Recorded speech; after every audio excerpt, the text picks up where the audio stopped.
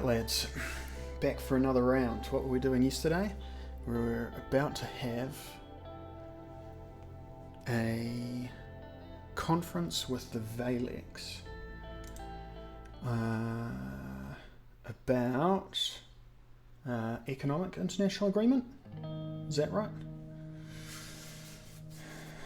We'll see what happens, because you remember I had to quit quite quickly.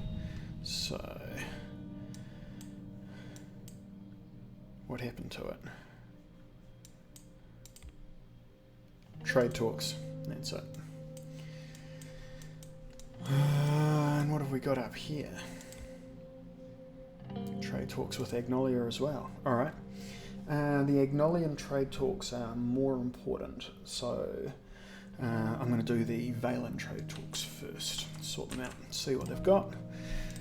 I doubt it will have many implications for the trade talks with, whatever they're called. But you never know. Alright. Swordlad 1's flight from Holsord to Raklovich took approximately 5 hours. Despite heavy turbulence, I managed to sleep a little. Along with Simon and David, we landed at the international airport of the capital city of Valen. Our aim here was to finalise the trade deal drafted in between Swordland and Valen. Shortly after our plane landed, the door opened and the sun blinded me for a moment. I stepped outside. I saw the soldiers lined up on either side of a red carpet. There must have been at least 100 soldiers. The marching band started playing and the soldiers immediately saluted me. Proceed to the red carpet without any gestures. That's right. I walked downstairs and proceeded without any gestures. At the bottom of the stairs, Victor Schmolek was waiting for me next to a military jeep with a few soldiers by his side. There were a few reporters on the side waiting for their cameras. Waiting with their cameras? That's correct. He was a tall man, almost as tall as me. He was wearing large sunglasses and his attire was a regular suit, contrasting with the military attire of everyone else in the field. Victor Schmolek, Mr. President, welcome to Raklovich. He immediately motioned for an embrace. We hugged and many cameras went off at the same time. He turned around for a couple of additional poses.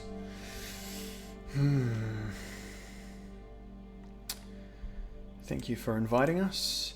Now that the pleasantries are done, let's go. We will take the jeep for a tour. With another tune from the marching band, we boarded the military jeep. He sat in the driver's seat and I sat next to him. As we started speeding up, the soldiers saluted again. Victor Schmolek saluted back. Yep, I'm a civilian, I do not salute. My security detail and Victor's security detail started following us immediately, along with a team of supporters. We will first go to the city centre to see the opening of a statue. I'd rather not waste time and just go straight to business, thank. I must insist also I am in the driver's seat. We kept making small talk about the flight and the weather until we started making our way into the city centre. On almost every corner there were reporters taking photos of us. Oddly enough, every single street that we took seemed completely empty. How long is this going to take? Patience is a virtue.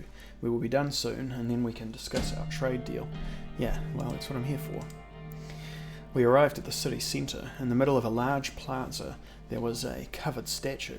Lots of people had gathered behind fences and they were waving both Swordland and Valen flags.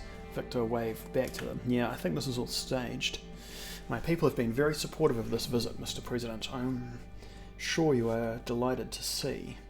A man came closer to the fences and started yelling at Victor. With my limited knowledge of the Vajek language, I understood the words Victor and murderer. Yeah, almost instantaneously, 2 soldiers showed up from behind the man and he was taken away. Thankfully the sun is up. Today will be a good day for the reveal.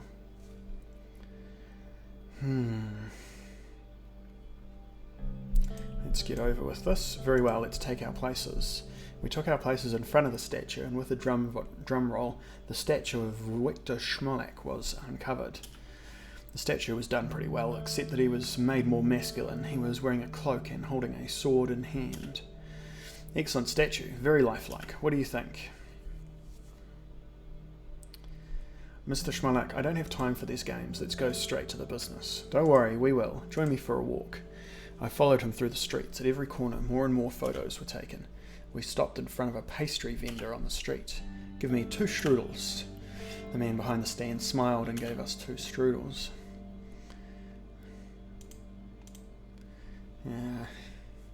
Right, keep walking. Yeah. Not interested in getting involved in all of these details. I kept walking alongside Victor. Afterwards, we walked a short distance to the palace. Passing the gates of the palace, we made our way into the main building, made from ivory-coloured stones.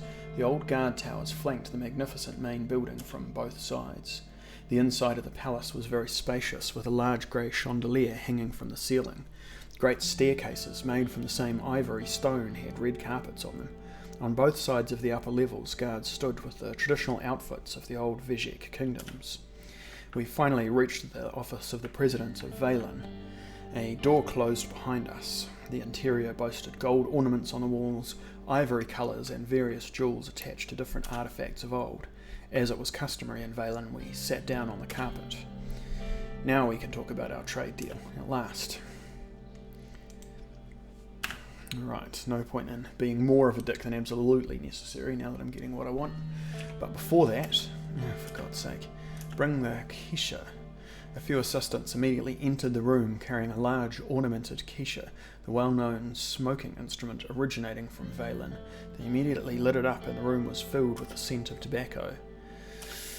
Yep. It was probably the highest quality tobacco I had ever smoked. I handed it back. Nice. I tell you, I could go for a cigar myself, actually. He took another puff, filling the room with more smoke. So, Mr. President, but that's too long. Can I call you Anton? Sure. Anton, tell me, what do you really think about Rumdog? Rumdog. They are dogs too. Rumberg. A barking dog doesn't bite. False. They are a threat that needs to be dealt with. True. They can go to hell. Also true, but not necessarily diplomatic, although this is not necessarily the time for diplomacy. Diplomacy is for the public arena. Not much in particular. Like any other country, they have their needs and their own agenda. They are a threat that needs to be dealt with. That's how I feel about them. I agree with your sentiments, Anton. They are a threat to everyone in the region.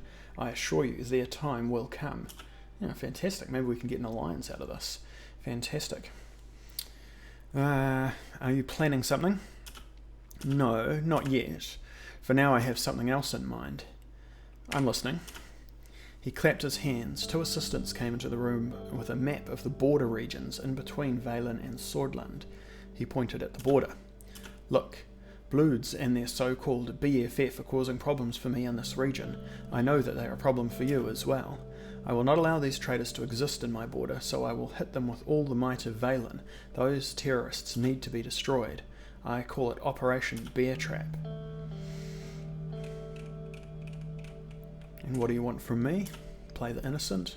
He grinned and lay back on the large pillow behind him. Here's the deal. I will give you the best trade deal in the region. You will give me your assistance, crushing the terrorists on both of our borders. I need specifics. Sure. My spies have infiltrated BFF cells and they found caches of AK-47s. We traced them back to Rumberg. This alone justifies my retaliation to protect my country. Worst of all, we also found that similar shipments are going to Swordland. Yes, Anton, you see, this is not just Valen's problem. Let's take a step back and talk about what you will get in return. I promise you a no-tariff agreement, co-investment projects, and oil. I mean, that's a pretty sweet deal. In return, you will assist me in destroying the terrorists in my country. What kind of support do you need from me? Can't Valen handle it by itself? We can, but these vermin are good at hiding. What I want from you in return for all the money and the resources is a joint operation in between our armies against BFF. I took a moment to think about it. Deal? No deal? Too risky. I'm afraid I can't accept. Let's negotiate Swordland's contribution in this operation. Alright.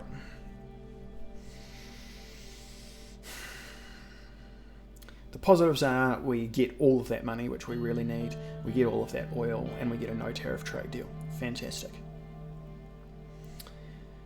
as this is being presented to us, right, if we just assume that it is exactly what it looks like, just an anti-terrorist operation inside to counter Rumberg's manipulations, then I could consider that. It likely would present some sort of bluish counter-reaction inside the country, and that wouldn't be good, but I think we'd be able to contain it. However, my suspicion is that this is not what it looks like. I think that Schmolak is going to attempt to exterminate an ethnic minority in his country, and that I can't be a part of.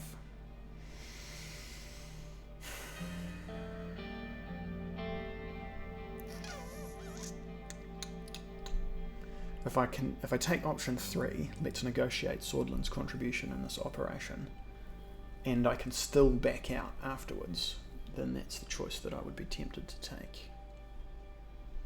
I think they're still going to give me the option to back out. You are a tough one, Anton. Normally I wouldn't offer anything else, but I like you. Here's my final offer. When the operation starts, with you or without you, there will be stragglers trying to cross into Swordland. We just want you to support the operation, even if you do not join. Stop the terrorists from fleeing into your country, and you will have your deal. Simple, isn't it? So what do you think?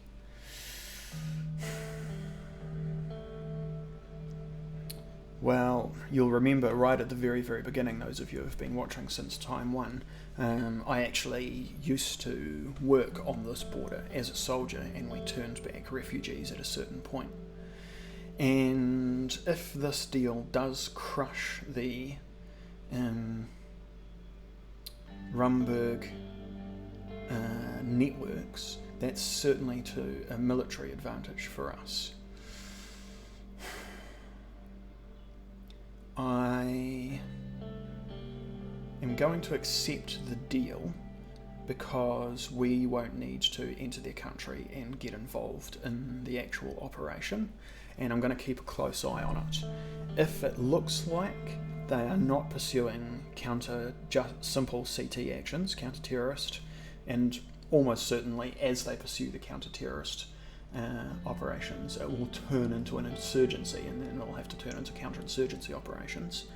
So long as it stays within that realm, then I'm going to be comfortable with it. But I'm going to keep a close eye on it, and if it looks like they're starting to exterminate the ethnic minorities, I will call them out on the public stage and break the deal and open the border to a certain number of refugees. And if the response to that is them breaking the trade deal with us, then that's the cost that I'm willing to pay. What do you guys think? Am I being too soft on them? What do you think the likelihood is that this is going to turn into an ethnic cleansing?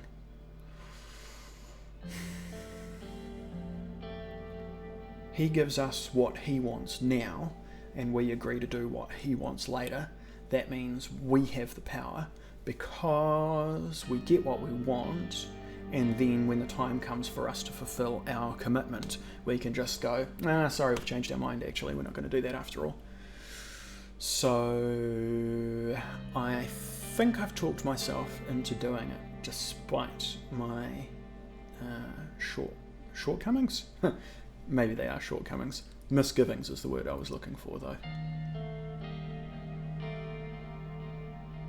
Tell me what you think. Put a message in the chat if you think that I'm making the wrong decision here.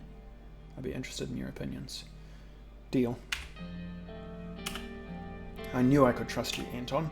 Tonight we will drink. Okay, another geopolitical consideration here is that if he stays on side, then if this works out in the best possible way that it could, he pursues pure counter-terrorism, and we keep the border closed.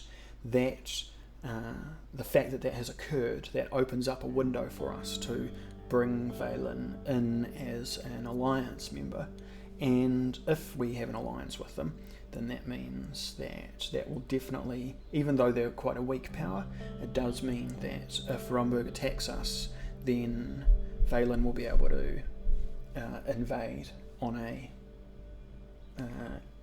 what would you call it? On a different axis, and exactly the same way I talked about in the last video, or the one before, or maybe that was the silent one. That might have been the one where I forgot to record. So I'll go over it just in case. As Rumburg concentrates their forces in order to invade us, it necessarily means that they have to pull forces away from other areas, which makes soft spots that even small countries like Valen and Agnolia will be able to invade. If we get both Valen and Agnolia on side as allies, not including the Valgsland situation, which I don't even really want to think about, then I think we can stabilise the border, because we'll have 3 allies in a row, right? We'll have a border to an ally to the left of us and to the right of us, so a Rumburg invasion, any place they invade, will open them up to being inside a pocket, and we might be able to at least hold them at threat from 3 sides, giving us the advantage that we need. What I really want is that southern state, though, the wealthy one. They're the one that I really want on site. If we can get them to station a military base in our country, anywhere would be good, but especially on the western border. Fantastic. Drinks, dances, music. A group of dancers and performers enter the smoke-filled room. As they perform their songs, we clinked our glasses on our newly found partnership while sipping the sweet Vizek liquor. The next day I returned to Swordland with a hangover. Alright.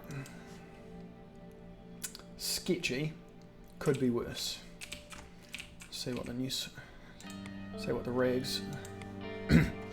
rags have to say. Swordland ratified with a new trade agreement with Valen.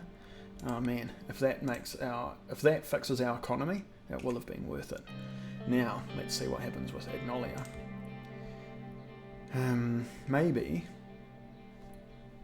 Maybe I can talk them into giving up that island, this one here, in order to establish a peace treaty with Valgsland. Then I would be prepared to have a military alliance with Agnolia. Because if you remember, the reason why I'm cautious about the Agnolian alliance, even though I want it against Rumburg, is because I'm not prepared to fight Valgsland. I have no interest in that. Alright. Trade talks with the Prime Minister of Agnolia. Swordland 1, flight to Stahlport. Swordland 1's flight from Holzord to Stahlport took 3 hours, but went very smoothly. We were about to touch down. David left his seat and came over while Simon was enjoying his newspaper. Looks like we're about to land, Mr. President. I looked outside and I could see Helgeland, the island in between Valgsland and Agnolia. So many conflicts over a small piece of land. The island can barely sustain itself without outside help. I don't blame them. It's in a very strategic position. Okay, yes, it is in a strategic position, but if you don't have the forces to capitalise on it, all it is just baiting you into spending forces that, you could have saved. If I was in the shoes of the Agnolian president, I would do anything to protect the motherland.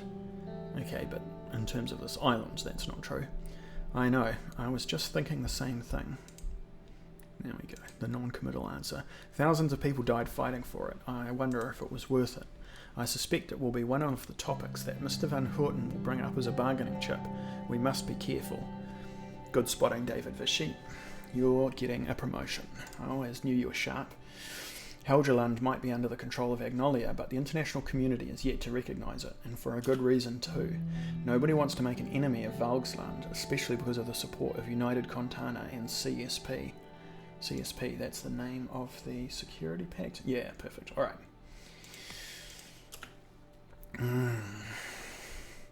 I don't care who we're against, we'll cross that bridge when we come to it. Me included, I wouldn't want to do anything to injure our relationship with Valgsland. That is absolutely correct. I agree, we should try to do our best to stay in the middle ground. Simon folded his newspaper. I wonder if I can convince the negotiator that Rumburg is the real threat and Volksland is just a red herring and that they should go for a peace deal or a negotiated settlement of some kind where they give up exclusive ownership rights of the island in order to establish it just as a sort of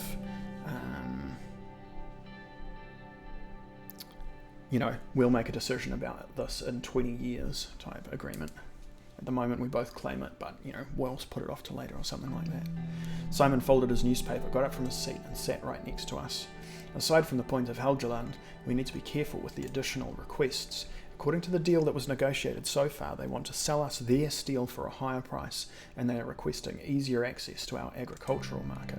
In return, they're promising cash flow and investments, especially in the Argenland region. It's not hard to guess why. Precisely, Agnolian immigrants in our Argenland region make up a good chunk of the region's economy now.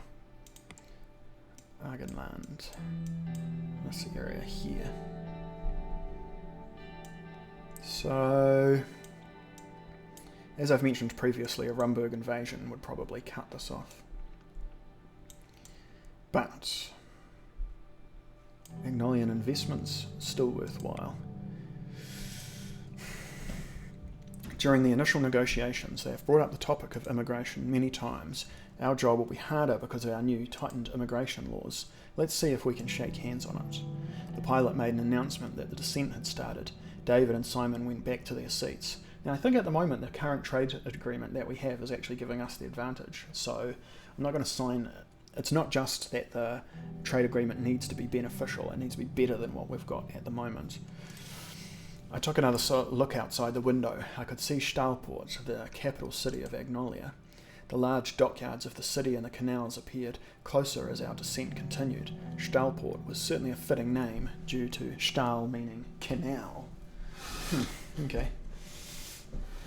Let me grab a seat here.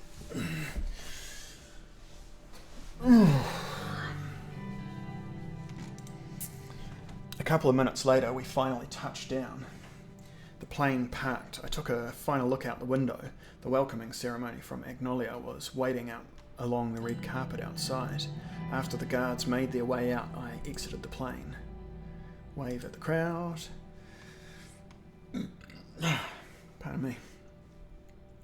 I waved at the crowd that gathered. There were many camera flashes. I started to make my way downstairs. Prime Minister Van Houten was nowhere in sight. Instead, I was greeted by the Foreign Minister. After handshakes and a couple of photos, I moved to the car where Serge was waiting to make our way to the office of Prime Minister. Good day, sir. I hope the flight was comfortable. Yes, it was. Thank you, Serge.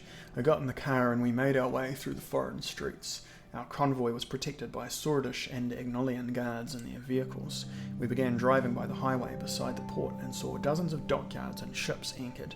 Some of the ships and machinery looked old.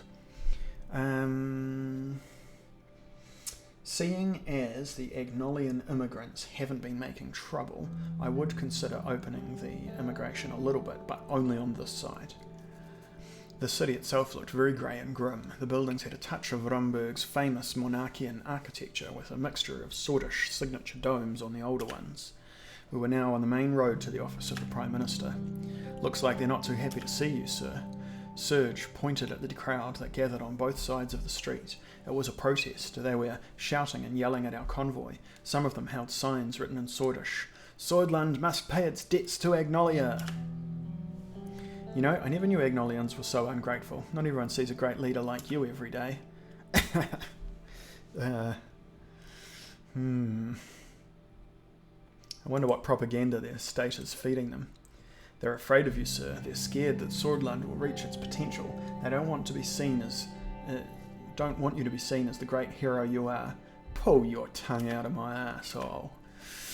The convoy started slowing down. We have arrived, sir. The car continued through the gates while the security vehicles went the other way. We finally came to a stop in front of the door. Serge left the car and opened the car door. I exited and began walking to the door where dozens of press and the Prime Minister were waiting for me. I saw the PM much more clearly as I neared the door. He was shorter than I thought. Mr. President, welcome to Agnolia and to the beautiful city of Stahlport. Thank you so much for the warm welcome. It's great to be here. He reached out for a handshake. The press surrounding us had been waiting for this moment. Shake hands and hug after. We shook hands and I went for a hug, which was received well by the Prime Minister. The press went wild and took more pictures. He gestured to the entrance of the 200-year-old Parliament building. See, these sorts of little symbols, they don't have like geopolitical implications, but in terms of signalling the diplomatic stance of a country, they're absolutely crucial. He gestured to the entrance of the 200-year-old Parliament building. This way, please. We entered and the press followed us inside. I would like to present you with a gift as a sign of friendship in between our countries. An assistant showed up immediately with a large glass box in her hands. It contained a single parchment inside. This here is one of the first treaties written in between Swordland and Agnolia. Just like the one you have prepared with Mr. Wishy before my term, may it mark the renewal of our friendship today as well. This is an amazing gift, thank you. Our photos were taken again. I gestured at one of my retainers who was holding our gift to the PM. Gift one of the original copies of the first constitution of Swordland. Very good. Gift a Swordish bred puppy despite Martin's known fear of dogs. That's what Putin did to Merkel back in the day. Gift an ornamented ceremonial sword made with Swordish steel. I'm not going to give him the dog. I'm not trying to scare him. But what are the symbolic associations? If I give him the Constitution, then that's a pretty cool gift. If I gift him a ceremonial sword, I think that's what I'm going to do. I'm going to give him the sword. Because after all, what I'm looking for is a military alliance, right? Of a kind. So, yeah, let's go for that one. An excellent specimen. This must be hundreds of years old. It looks like this is Swordish steel as well. Very fitting. Thank you. The cameras flashed once again. Yeah, my wish for their strength. That's correct. Let's go to my office. Follow me. I followed him and we entered the office of the Prime Minister. It was a room of wooden minimalist decoration, far more modest than I expected. We sat down. He leaned back and made himself comfortable. Sheesh, thankfully done with the ceremonies. Nod. You not fond of these ceremonies? I was just about to say the same. Yeah, just the nod will do. He got up from his chair and moved over to the bar. There were many varieties of liquor. Would you like a drink, Mr. Rain? Just water is fine. As you wish. He poured the drinks and gave mine to me before sitting down again. I took the water because I didn't know what he was drinking. I wasn't going to drink whiskey if he's drinking water, right? If the option had been like, I'll just have whatever you're having, I would have picked that.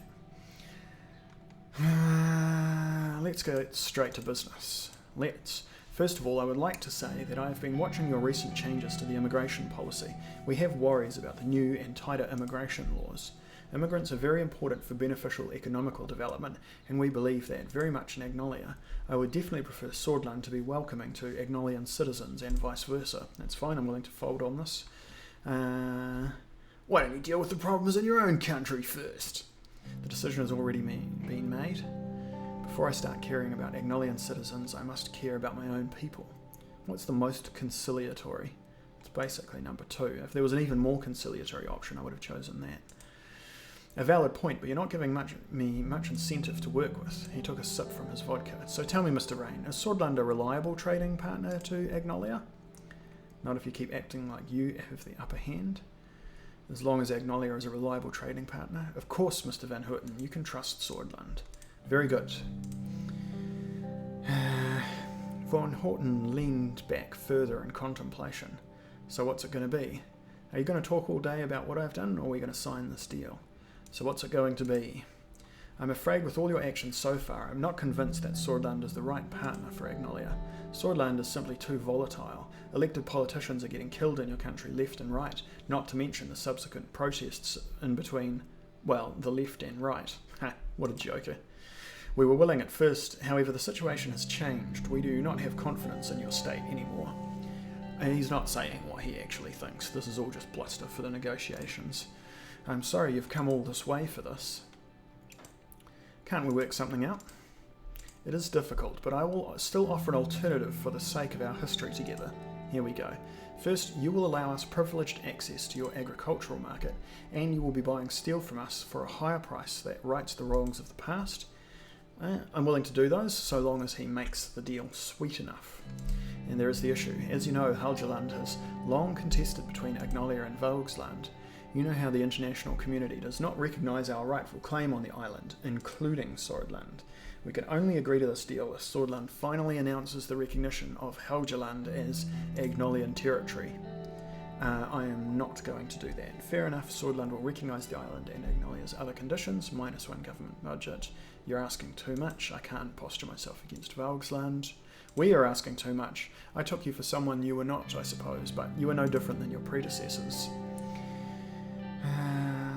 Be careful with your words. You're in no position to judge me. There's nothing else to talk about. We're done here. I thought this could be the start of a new era, but apparently not. Well then, he stood up from his chair. We must continue the official program. As you know, we will pay for a visit to our founder's grave for another ceremony. Afterwards, we will move on to the state dinner. Alright, so nothing changes. We keep the beneficial trade deal that we had. We continue to squeeze them. There was no talk of an alliance against Rumburg. That would have been the thing that I would have brought up. We don't have to fight Valgsland, which is fantastic. We don't introduce more immigrants, although that would have been a good thing probably.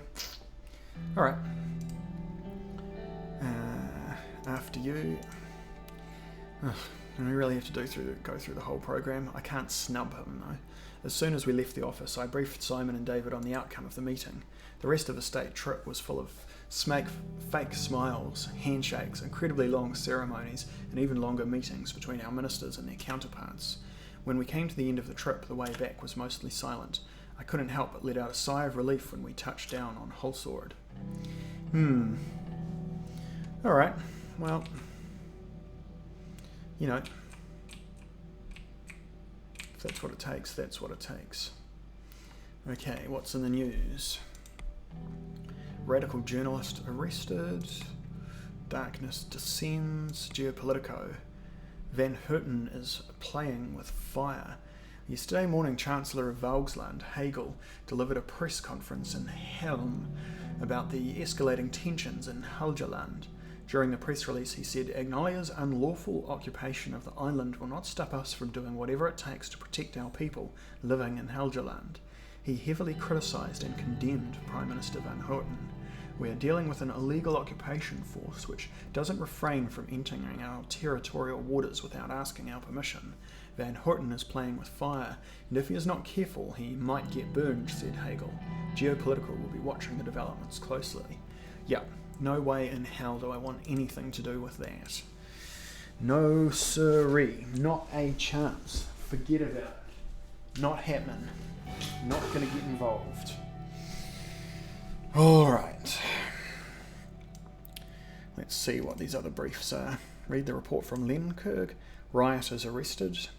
The protests and occasional looting of the past week has ceased in the city of Lenkirk. Lenkirk police have reported that the situation is now under control and thousands of arrests have been made while quelling the situation.